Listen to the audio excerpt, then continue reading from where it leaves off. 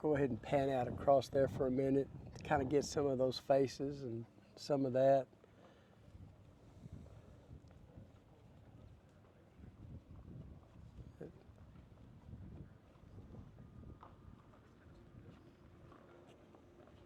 Is it okay if I kind of interview you? Yeah, a little bit for what we're yeah. doing? You just talk and I'll follow you. So friends and family, we're here at the Nova Festival site where this atrocious, horrible October 7th happened. And I'm here with my friend John. And Pastor, can you, as we stand here together, I know we're going to pray over this site. We're going to pray over all these people, but also it's not just these people that we see all these hundreds of pictures, but it's their families. That's too. Right. I mean, we're talking about each one has 20 family members connected. That's thousands and thousands of lives directly, and then the whole nation of Israel mourning for what happened here. So what's on your heart as a pastor? What can we do? I know we can pray, but what can we do?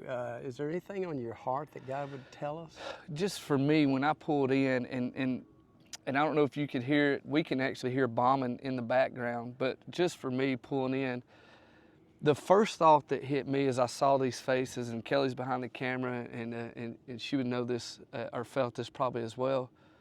This would have been a concert that one of my sons would have been at right now that lives in Colorado. He's single, and this would have been a concert that he would have been at, and it just hit me the reality of these families, like you said, were changed forever, and the brokenness from this. And even though in the States, we said when it started, I said, I will not let our church let this be a current event that just happened and then it's forgotten and we forget about it. I called a lot of our friends and brothers in Israel and I said, we will stand with you all the way through this. But this just brings a whole nother level. I'm actually speechless, which doesn't happen much, you know, but we're 3 miles, as you could see, from the Gaza border.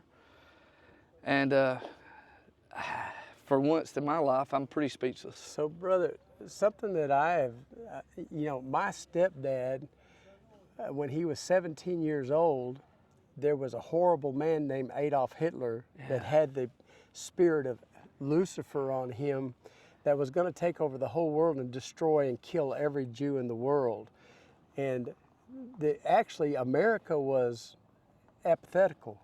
They hadn't made up their mind whether they would go and stand against that. That's right. Or were they going to be neutral? And God, what he did is he lifted his hand of protection at a place called Pearl Harbor.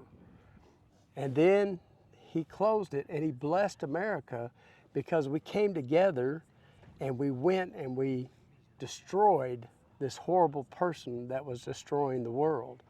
And I see this as a moment like Pearl Harbor. Absolutely. Where God kind of raised his hand of protection and said, do you want me? Do you want to be my people? Or is this going to be okay with you? And right now, we can't let it be okay. No. We can't just stand on the sideline and watch. Like my stepdad fighting 3 years. He got his teeth shot out going onto the beaches of Normandy and fought for 3 years in Europe, frozen winters, to stomp this out. How much are we willing to give up at this time ourselves to come and stand with our fathers of faith here that are standing against evil? And it's not just for them. What happens here happens in the United States. And when Israel is blessed and Israel has peace, we'll find peace in America. Amen. But to me, I think this is the epicenter of where we must bring peace to the earth, is right here. We have to. This is where all the focus is right here. I mean, not that God doesn't see what happens around, but everything starts right here. Yeah. And it goes out. And I think that as you were talking, in my mind, we've got to help those in the States that feel so far removed from this, because listen, you've got to understand, Israel is the little Satan to this group of people, and America is the great Satan. They want to do this to us too. Yeah. And so I think two things. One, we need to pray that our heart be broken for the same thing that God's heart's broken for. Yeah. and that also that God would just quicken us to what we can do and where we could be and how we can stand with Israel and be a part of making a difference here. Not let this be a forgotten moment in history, but say, hey, this is what I did. This was the part I played. And this is the reason why we felt passionate about coming down here. Because I think as believers, and I think you would agree with this, the greatest risk we can take is not taking a risk. Amen. That's right. And Yeah. so I want to know when I do see Jesus face to face, Yeah. Did all we could. I did all I could. I think I don't know that there's any regrets in eternity, but if we're serving the Lord, but if there could be, I think there's going to be two. One, what you didn't do with Jesus in your personal life, and two, what you didn't do for Jesus in your ministry life, you know, serving Him. And I want to know that I did everything that I was supposed to do. Now, one thing I want to make sure as people watch this, I want to say this, and I want your opinion. This is a little political, but it's so important. The world came up and said there'll be peace if we have a two-state solution here in the land, where God promised all this land to the descendants of Abraham, and that if they would inhabit it, He'll bring peace to the earth. So the world says, no, let's have a two-state solution. And so that was what Gaza was all about, was pull all the Jews and the IDF out of there, and they were going to have a peace was going to come through that. Now, here in Israel, it's unified the nation, and they all know there will be no two-state solution. They will not accept that. But yet our government in the United States, from the presidency, is saying that we must right now go ahead and do more. We must take the two-state solution further. How, as a Christian, can you respond to that? Well, this is where a two-state solution gets you. Yeah. Right here. Yeah. Because God is clear in His Word.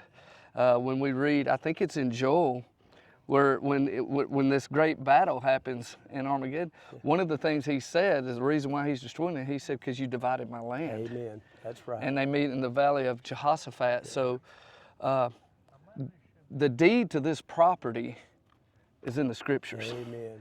And we have to honor that. And me and you talked about it. This is not to neglect of the Palestinians. We love these people. Absolutely. This is not to their neglect. This is to their benefit. Yeah. And I think most, they'd never be able to say it. They would tell you Oh, they'd like one-on-one to go. Yeah. that Israel's done more for them Yes. than anybody else. You know, will. more humanitarian aid has went to these people, but they've never seen it. Right. Israel's been the closest to them, Yeah.